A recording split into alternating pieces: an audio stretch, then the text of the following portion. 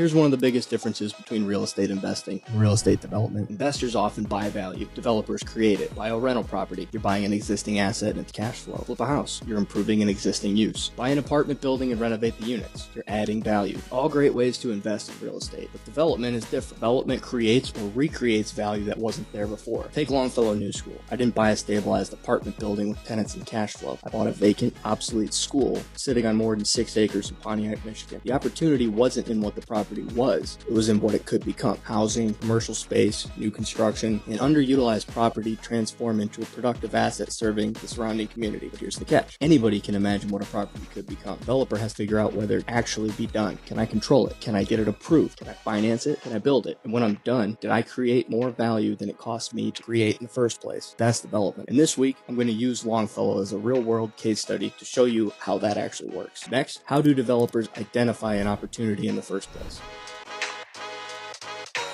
Last vid short, I told you developers create value. So today, let's make that practical. How do you identify a development opportunity? When I'm looking at or for a property, I start with 5 basic questions. 1, plan. What and or where am I looking to develop or redevelop? It's best to know both, but you need at least one to start. If you know what but not where, you got a place to start. If you know where but not what, you got a place to start. If you know what and where, well, you're ahead of the game. 2, property. If I know what I'm looking to develop, what kind of property do I need to make that happen? Vacant land, an existing building, with acreage, without acreage, utilities, access, physical conditions. What do I actually need to work with? 3, market. If I know where I want to develop, what does that market actually need? Housing, commercial, industrial? What's the supply and demand? What are the local sales and lease comps? Is there actually a market for what I'm envisioning? 4, zoning. Now start connecting what with where. Zoning maps can quickly narrow your options to a limited number of possibilities, which can be a good or bad thing. Where in this market can I develop what I want to develop? And where might I reasonably be able to get my proposed project approved? 5, feasibility. And I break this into 3 buckets. A, physical feasibility. Can the site or building actually accommodate what I'm envisioning? Does zoning permit or potentially permit my use? B, practical feasibility. Is the seller real and reasonable? Can a deal actually be made? Is this a developer-friendly municipality? What are my chances of getting approved? And who can help me get the deal and the approvals done? C, financial feasibility. If I can develop it, should I? What will it cost? What might it be worth? What revenue can it generate? Is there enough margin to justify the risk? And is the deal attractive enough for equity investors and safe enough for debt lenders? That's how you start looking at something like Longfellow differently. Other people might see a vacant old school. I see an existing building, acreage, a good location, strong and growing housing demand, and an adaptive reuse opportunity, and room for additional development. But remember, an interesting property isn't necessarily a development opportunity. You have to test the vision against reality. Plan, property, market, zoning, feasibility. Start there. Next, I'll show you why finding an opportunity doesn't mean you should immediately run out and buy it.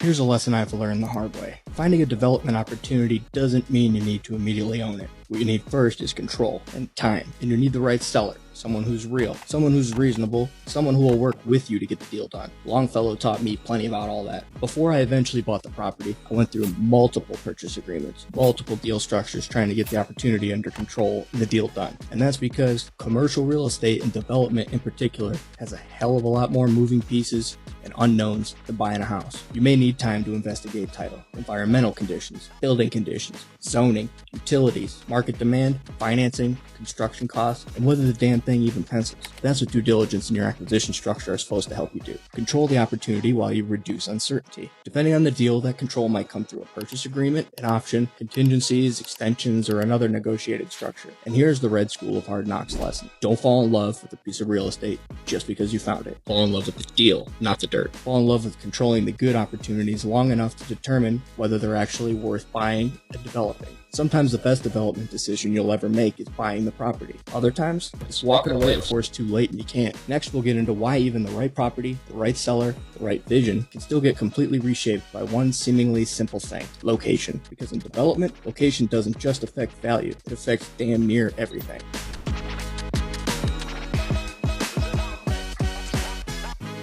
describe a real estate developer as a movie producer, and real estate development as a left and right brained hyperlocal Rubik's Cube of financial and practical nuts and bolts, people, and politics. Learning to think of redevelopment as a Rubik's Cube is one of the biggest fundamental shifts I recommend making, the sooner the better, as a developer. In the beginning, it's hard not to separate and categorize everything. Here's my zoning, here's my design, here's my construction budget, here's my financing, but that's not how a development project works. Everything affects everything else. Change the number of units, your design changes. Your parking may change, your construction costs change, your revenue changes, your financing changes. Change the zoning? You might change what you can build. Changes almost everything else again. And then there are other pieces no spreadsheet can completely model. People in politics, planning staff, city council, neighbors, lenders, investors, consultants, partners. Longfellow has required working through rezoning approvals, incentives, financing, design, and plenty of people, all while the project itself continually evolves. That's why development is hyperlocal. What works in Pontiac may not work the same way in the city or township just next door, and that's why it's a hyperlocal Rubik's Cube. Every move can affect 5 other sides. Good developers aren't one-off problem solvers. They learn to anticipate how solving one problem changes the rest of the deal, adapting and adjusting accordingly, while improving efficiency and effectiveness over time through trial and error. Next, I'll show you where that Rubik's Cube sits today with Longfellow in real time.